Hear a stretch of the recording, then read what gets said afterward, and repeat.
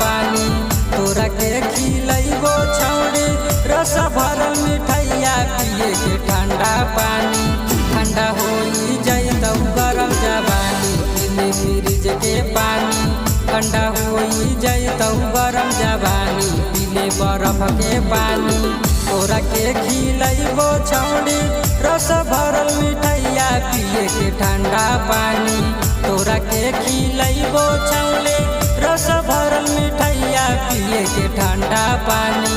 ठंडा होई जैतौ गरम जवानी पीले बरफ के पानी ठंडा होई जैतौ गरम जवानी पीले फ्रिज के पानी।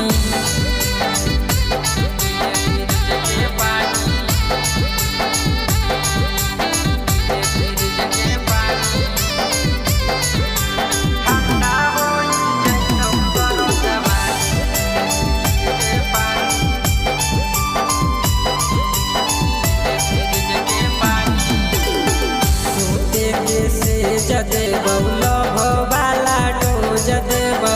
तोरा जवानी के मजा छौड़ी रोज रोज लेबौ सोते के सेज देबौ लभ वाला डोज देबौ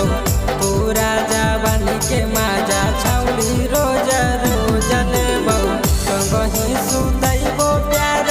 करबो मना मानी पीले फ्रिज के पानी संगहि सुतैबो प्यार करबो मना मानी पीले फ्रिज के पानी ठंडा होई जैतौ गरम जवानी पीले बरफ के पानी ठंडा होई जैतौ गरम जवानी पीले फ्रिज के पानी।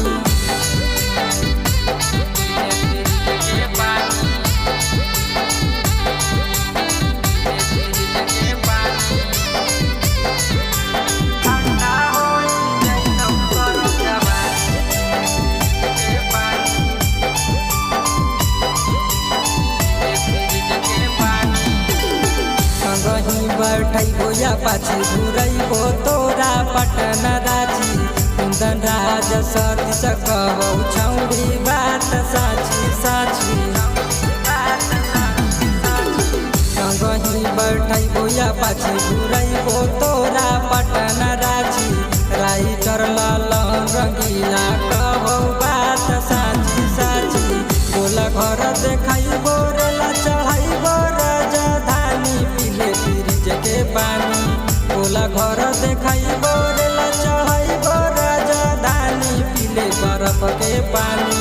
ठंडा होई जैतौ गरम जवानी पीले फ्रिज के पानी ठंडा होई जैतौ गरम जवानी पीले फ्रिज के पानी।